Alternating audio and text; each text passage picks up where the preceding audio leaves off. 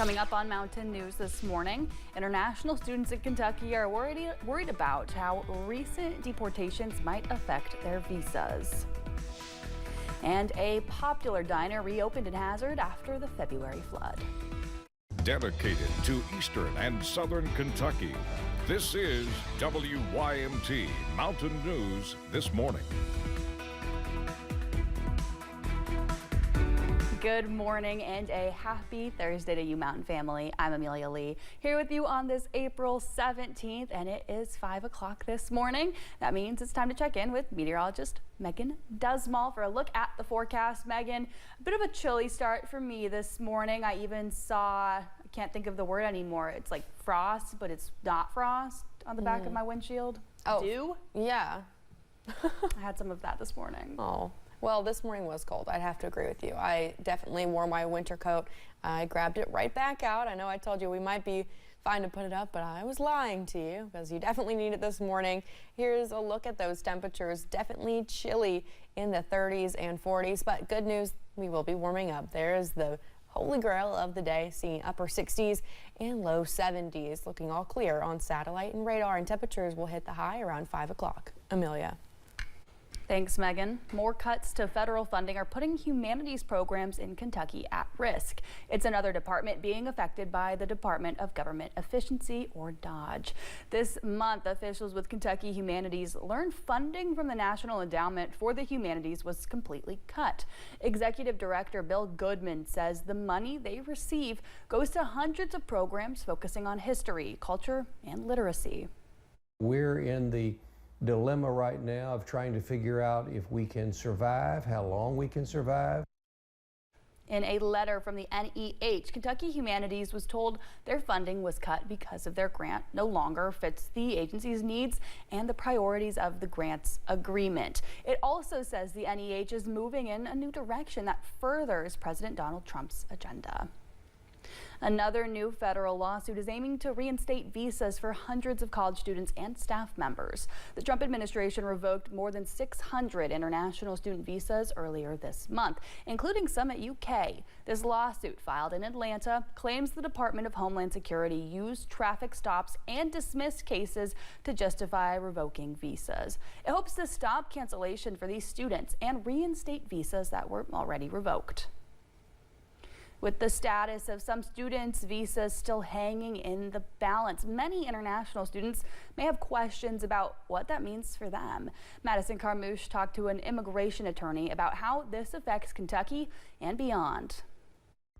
In early April, University of Kentucky President Dr. Elan Capelouto said a small number of international graduate students' F1 visas were revoked, and he offered students the university's support. Lexington immigration attorney Heather Hottie says she does not represent any of these students, but understands the uncertainty international students might have. They're in the middle of a program, you know, whether it's a four-year program, whether it's a master's program, and so all the money that they've spent, all the tuition, all the fees, all the time and energy, and they can't even go back home with a completed degree. Hottie says the government does have the right to revoke a student's visa if they are not following the law or the regulations of their educational program. If they violate that for whatever reason, then that could be, they would be given a notice of intent to revoke or intent to deny their visa. But it's usually with some type of due process. She says without a clear understanding of the reason why some students' visas were revoked, schools in this country might be losing out on study abroad interest. So that is a major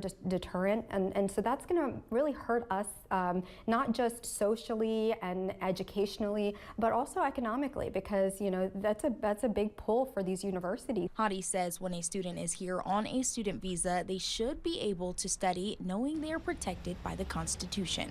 It can mess up somebody's entire life, not just their studies, and so this is definitely going to have far-reaching consequences in the future. In Lexington, Madison Carmouche, WKYT. Hottie recommends students traveling back to their home country at the end of the semester make backup arrangements. A new early learning initiative is giving Eastern Kentucky children a head start before they ever step into a classroom.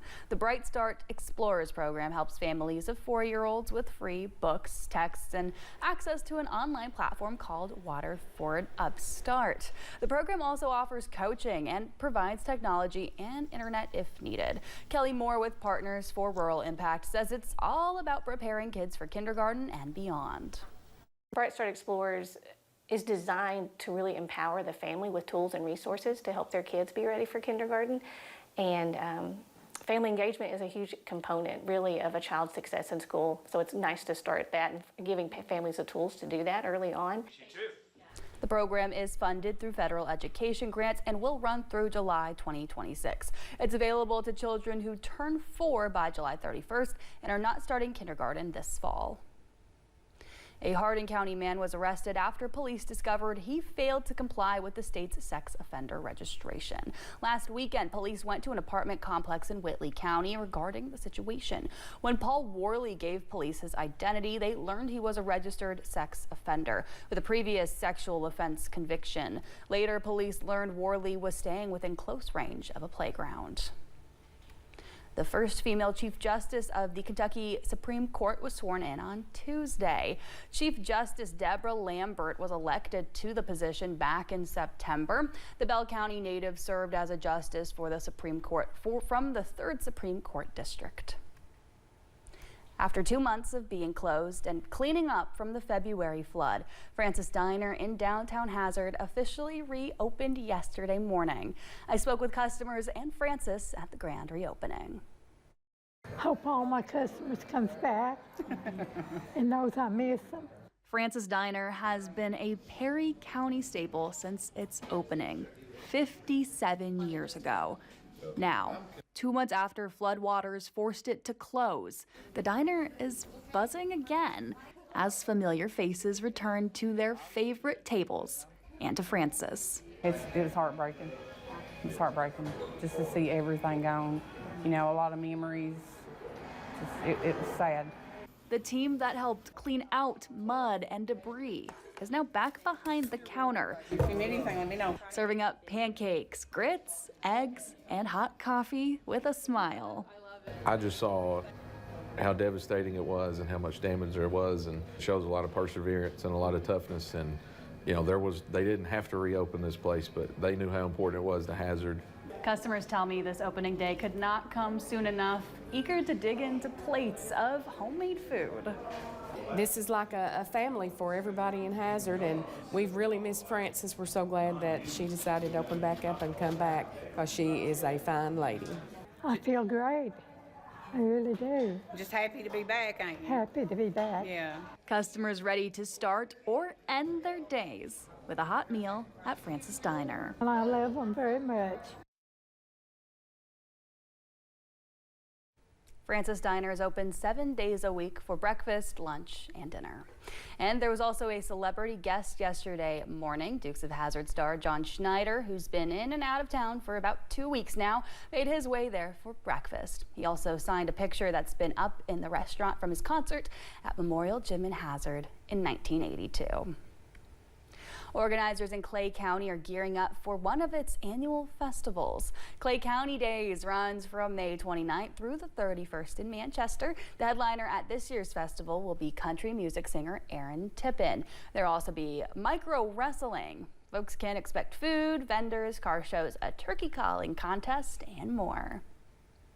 Thanks for getting your day started with us on Mountain News this morning. When we return, Easter comes every year, but some chocolate companies spend years in advance trying to perfect their craft. And temperatures are warming up as we inch closer to the Easter weekend.